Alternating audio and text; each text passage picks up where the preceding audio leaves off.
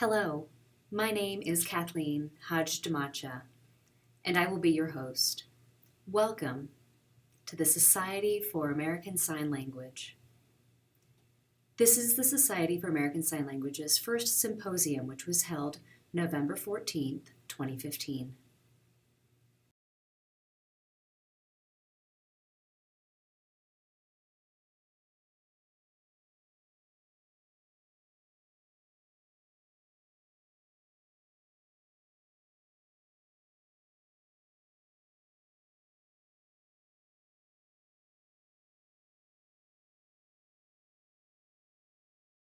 We'll go ahead and get started with this afternoon's program. Thank you, everybody. Thank you for coming here today. I know some of you have traveled from far away, and we've had a great turnout. This is the inaugural symposium of the Society for American Sign Language. You may have heard of us through our website, and you've received our email blasts, and I'm glad to see the turnout today. Take a look at this beautiful piece of art. This eye was painted by a gentleman named Harry Williams, who has long since passed, but we honor him by showing you his art today. This piece represents the interplay between the visual experience of music from the perspective of a deaf artist.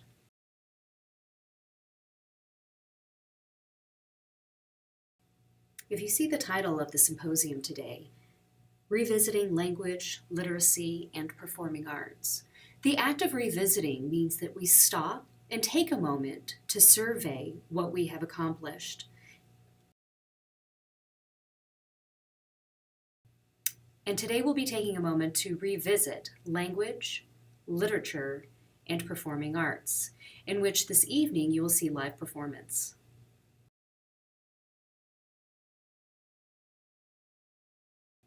You may think to be deaf means to live in a silent world. But indeed, that isn't true. Deaf people do have music. And not only that, we have poetry. And you'll see many examples of poetry this evening, and I challenge you to revisit the poetry that we have within our community. Take an opportunity to see what's out there. Explore different styles and genres. Revisit what we have. There are so many stories that we've been able to record with the advent of video technology for the last 30 or 40 years. And this is quite an exciting time. I'd say around the 1970s or 1980s, there was an explosion of American Sign Language.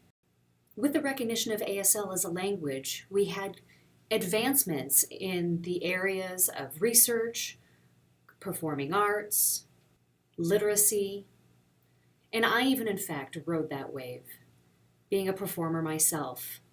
But we have to take a moment to stop, appreciate how far we've come.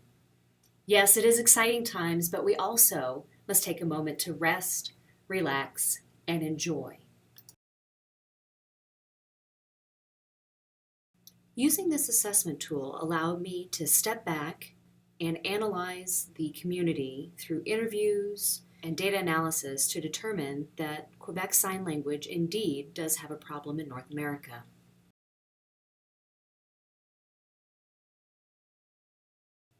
Taking the data I have collected and comparing it to the information reported on the Endangered Language Catalog, we can see here that 750 to 1,400 native users, myself included, have been reported.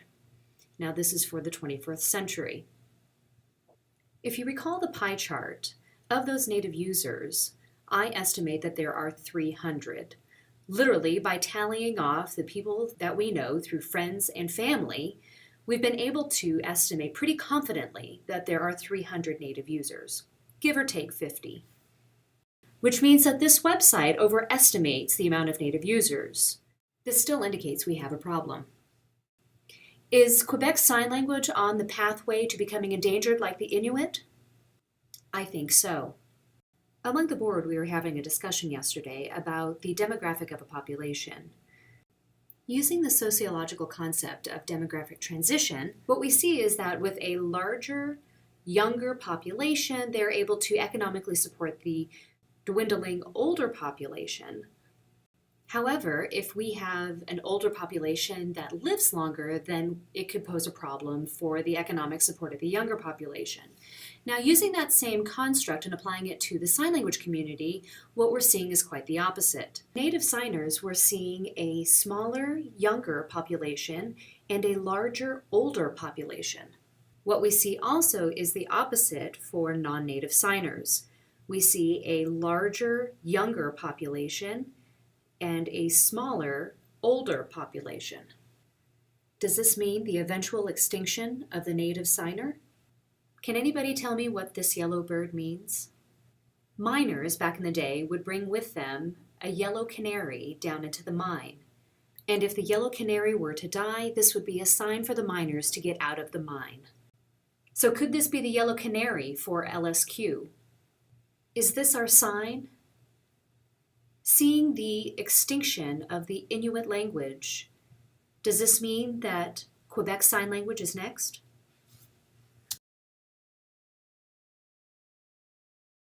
As you can see here, the number of colleges and universities that have ASL programs has exploded since the 1980s. Does anybody know the very first college in the United States that was to establish an ASL program? What was your answer there? No, it's not Columbia University. That would never happen.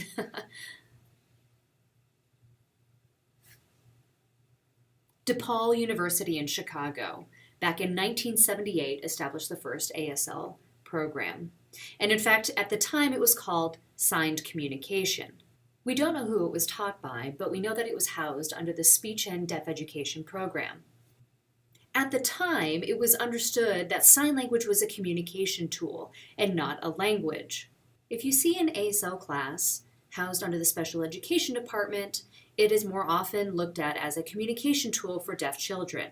However, if it is housed under world languages and literature, then it is viewed as a language. And these two different views will influence the pedagogy we use to teach American Sign Language. Using GLOSS as an intermediary writing system allows us to measure the true reading performance of deaf children. And at any age, we can measure the performance of a child with the use of a running record. What we're doing currently is we're providing students with English text without a resource book and without a dictionary. As the assessor using a running record, I'm supposed to mark down every time that a student is not able to read an English sentence and effectively produce it into ASL. But considering ASL is a different language, the students are having to translate between the two languages, which is often where the problem arises. Now, some people say that the important aspect is conceptual accuracy. But conceptual accuracy doesn't measure the true reading ability of a child. The running record is valid based on the ability to measure one's reading in one language. Reading records, as they're used all across the country, are conducted in one language. But when we test deaf children, we're testing them on their ability to translate between two languages. As a student struggles to translate from English into ASL, we are left with the misconception that the student is unable to read English. Measuring a child's ability to translate is not a valid assessment of their ability to read English.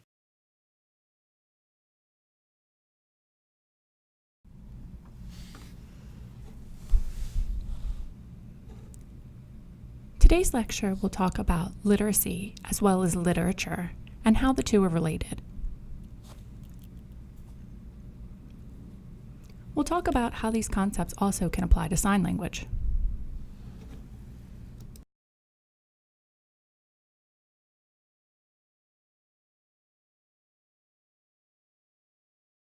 And here we have my assessment of Valley's work.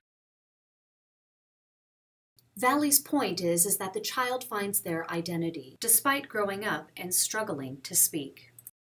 Now, Dr. Rose thought that the child was using signed English, but as you can see, Valley describes the child speaking and struggling to speak. People often confuse this and think that Valley is pointing to signed English, when in fact he really is pointing to the use of spoken language. Now, in poetry, we have to show these signs as an abstract concept, whereas people may construe it as something more concrete. When Valley emphasizes the S at the end of the word years, it indicates one's struggle with speech. Growing up using spoken English, she struggled with a limited vocabulary. But as she became involved with the deaf community, she learned about American Sign Language and that it was her language.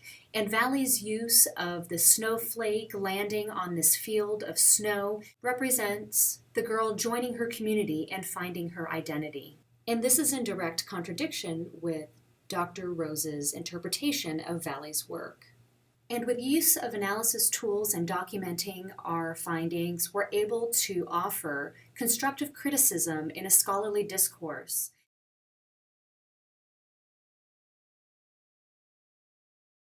As you can see, there's a pairing between music genres and culture. For instance, folk music is affiliated with rural areas, jazz with southern areas, and pop music, of course, with pop culture. So these categories fall under the umbrella term of new musicology. To date, music has been studied on the basis of its culture, and this is why I emphasize that culture has saved us. While language is a factor, the key is the intertwinement of music with culture. Ethnomusicology is the study of culture within music. This is a topic that deserves to be studied in depth. Music cannot exist without culture. The two cannot be disentangled.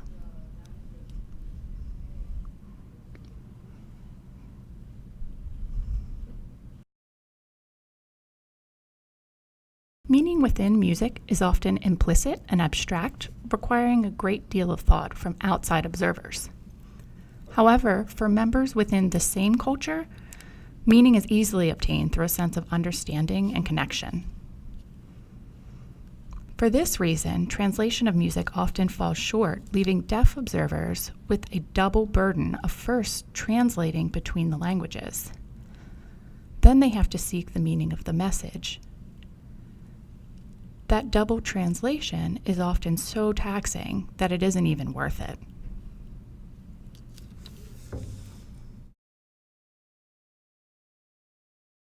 What did you find intriguing from today's session? I've been to my fair share of conferences about deafness and ASL, but this was the first time I wholeheartedly agreed with everything the presenter said. It was invigorating. I finally felt a sense of belonging. It was great to see such support for ASL. This needs to be an ongoing event for sure. I was really impressed with Dr. Andrew Byron's presentation of ASL literature. He explained once ASL and deaf literature are disentangled, the lack of sufficient original ASL literature becomes apparent. I'd like to hear more on how we can foster the growth of what we currently have in ASL literature. Overall, the symposium was really remarkable. For me, analysis of ASL poetry is something I didn't know existed until now, since I didn't learn American Sign Language as my second language until I was 14. So this is new to me. I'm not an accomplished poet, however, I would enjoy the analysis process. I'd like to see the impact they make. I would like to see metaphors covered since that's a common area of struggle. Sometimes I understand a metaphor, but there's more to it, such as Valley's raw poetic works. I desperately would like to see more of this. I found the amount of profound knowledge impressive. We have bodies of information, but we're lacking in dissemination. This symposium provides a channel to spread our messages. The focus on music, education, and literature are very important, especially with my son. He grew up with the basics from Dr. Sapala's program, and I believe that's why he's been so successful. I think each presentation sent an interesting message. It was eye-opening and allowed for self-reflection. I internalized a lot of my childhood experiences, which has made me who I am today. Currently, as a teacher, I find myself wondering whether it would be beneficial to others if we were to pass on the messages that we've learned from today's presentations. I found it interesting that ASL Gloss can be used as a written tool to assist in learning a second language. I thought it was very interesting. Would you like to share any comments about today's symposium? I think it was powerful. The message that ASL needs to be passed on through the generations is truly powerful. The discussion on revisiting where we've been is right on point. I think it's time we look back at where we've been as well as where we're going. I think also heritage is a key word here, as well as what it means for us in order to keep our legacy going. All the presentations led us back to what it means to be human, our roles and responsibilities to carry on what we've created.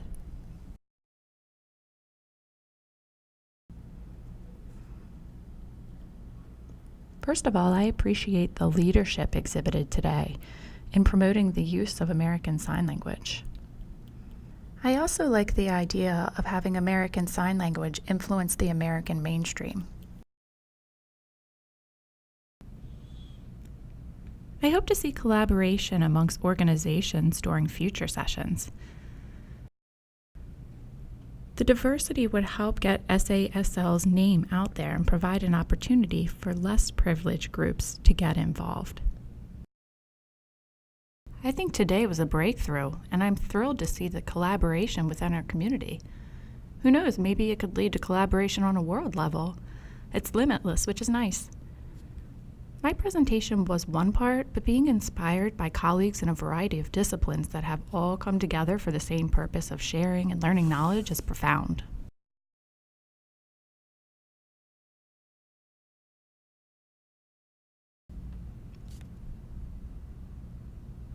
Hello, and welcome to tonight's performance of signed music.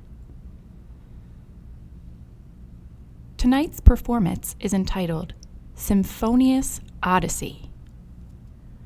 We will be taking a journey through time, sampling the collection that signed music has to offer.